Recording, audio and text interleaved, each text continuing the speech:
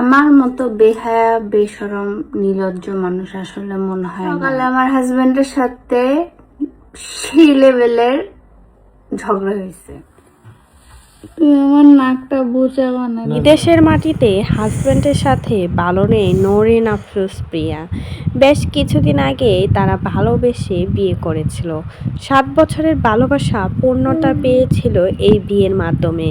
কিন্তু বিদেশ যাওয়ার পর হাজব্যান্ডের সাথে প্রতিনিয়ত ঝগড়াঝাটি হয় নরিন আফরোজ প্রিয়ার।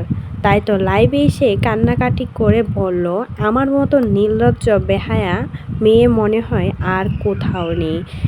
আমার হাজব্যান্ডের সাথে সেই লেভেলের ঝগড়া হয়েছে।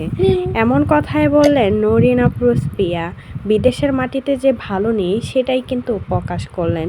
আসলে যতগুলো কন্টেন্ট ক্রিয়েটর এই পর্যন্ত বিয়ে করেছে তারা একজনই সুখী হতে পারে নাই।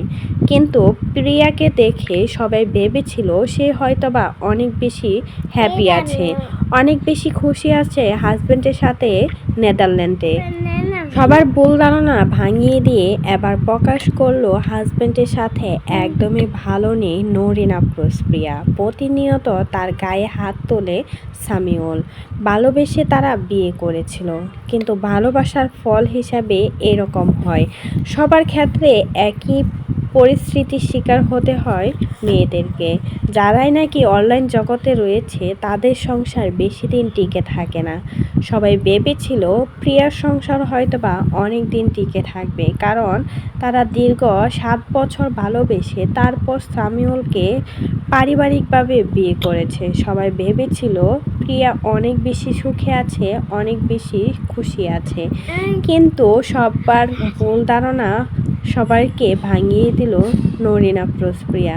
সে যে সামিউলের সাথে ভালো নেই সেটা দেখে বোঝা যাচ্ছে।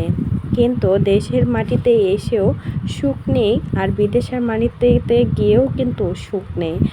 মেয়েদের সুখ খুঁজতে খুঁজতেই কিন্তু জীবনটা চলে যায়। তাই তো স্বামীকে ডিভোর্স দেওয়ার সিদ্ধান্ত নিলেন নরিন আফরোজ প্রিয়া। তো এই বিষয়ে যদি আপনাদের কোনো মতামত থাকে সেটা কিন্তু অবশ্যই আমাদের কমেন্ট বক্সে কমেন্টে জানাতে অবশ্যই কিন্তু বলবেন।